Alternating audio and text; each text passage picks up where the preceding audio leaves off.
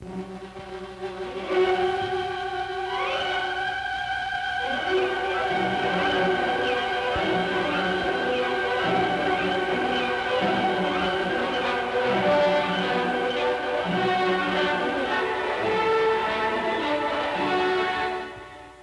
in the days when knighthood was in flower and all steel tailoring was in fashion, the ancients had their own method of persuading prisoners to tell the truth, the whole truth, and nothing but the truth.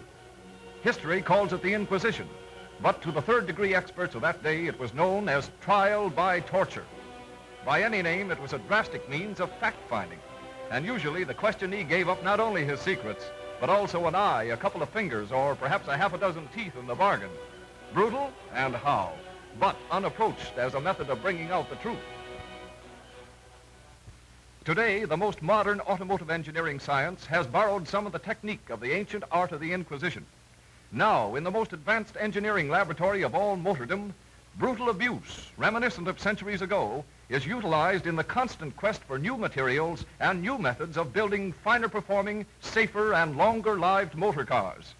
To maintain Plymouth's preeminence as the outstanding car in the lowest priced field, a corps of skilled specialists are always at work, putting Plymouth cars to the most punishing tests, proving their fitness and finding new avenues to progress through the medium of the trial by torture.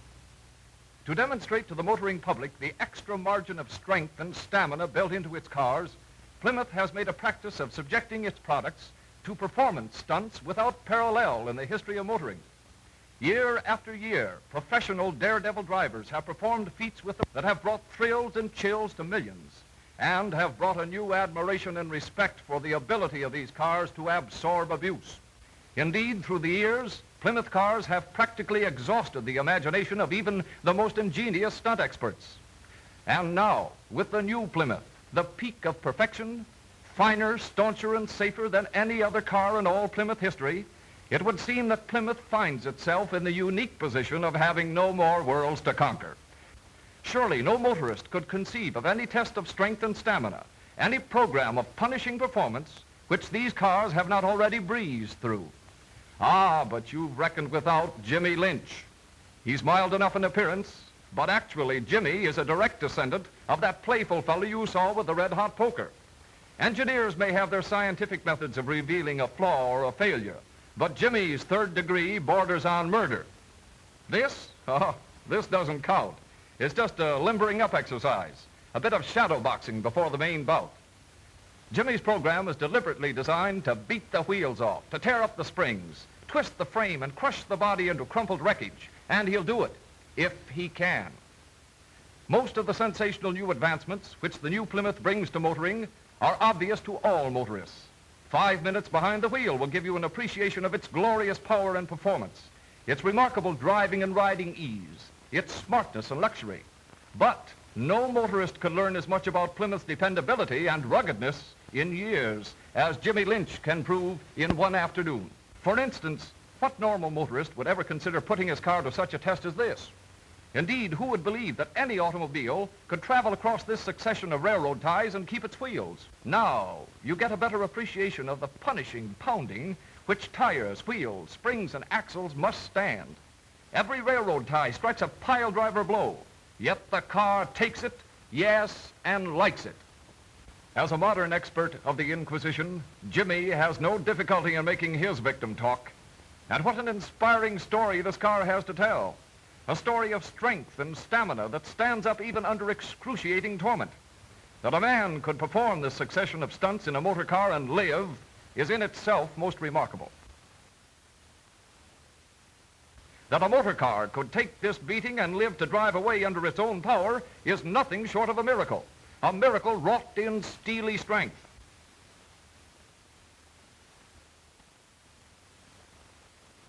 Now for the supreme test.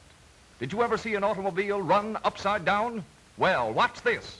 Here he comes, up the ramp. There it goes with full weight on its top. Now, up on its wheels again and away. Dented and scratched, of course, but you'd expect it to be crushed like a candy box. You wouldn't believe any car could survive that plunge, and indeed mighty few could. It takes the strength of safety steel body, tough steel reinforced by steel, to bring you out of a tumble like that. Well, what's the matter, Jimmy? Looks like the driving demon has met more than his match. This new Plymouth appears to be able to take more punishment than even his inspired imagination can devise. Oh, but that isn't the end of the trial by torture. In fact, it's only the beginning. Here's Lucky Teter, the old maestro of motor car mutilation, holder of 9 world's records in assorted hell driving. Probably many of you have seen his daring demonstrations of death driving around the country. For years he's been staging his carnival of crashes, always trusting his life to Plymouth.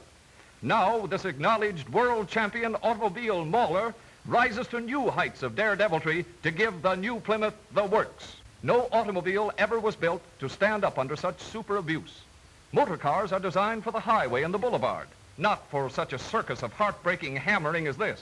Indeed, you wouldn't expect even an army tank to survive the twisting, wrenching, crushing blows which Teter heaps on this car. After a few minutes of watching Teter at his favorite pastime, you may have some doubt as to his sanity, but you must admire his courage. And certainly you've got to take your hat off to the car that can live through this storm of abuse. What's this all about? Probably putting in a call to the nut farm. And at that, you couldn't blame him much. Uh-oh, look who's here. And small wonder. Because when anyone starts turning handsprings with an automobile, you naturally expect a finish to slow music and many flowers. Step on it, boys. We want to be there in time to pick up the pieces. Nowadays, almost all cars are trying to imitate Plymouth's hydraulic brakes. But here is a test of Plymouth's genuine hydraulic brakes that few cars would dare try. Every part of the car must share in this brutal program of punishment. Wheels, axles, frame, and body. All are subjected to strains undreamed of in normal motoring. Indeed, all the dubbed drivers in America couldn't give this car as much mauling in a year of ordinary driving as Lucky Teter dishes out in this one demonstration of daredeviltry. How much longer can it stand up? How long before even this car's steely strength must yield under the heartbreaking abuse? Imagine yourself strapped in that car beside Lucky Teter, bucking, leaping, and plunging like an inspired rodeo bronco. You know and I know that Teter is not deliberately trying to break his own neck. We may, and with adequate reason, suspect him of being just a little crazy. But he isn't crazy enough to take a chance on a car unless he has the utmost confidence in its ability to carry him through. Before he embarked on this tour of torment, Lucky Teter inspected the new Plymouth with the critical eye of one whose life depends a dozen times a day upon the unyielding strength and stamina of the car he drives. And when you're earning a living by risking your life, you become very critical indeed.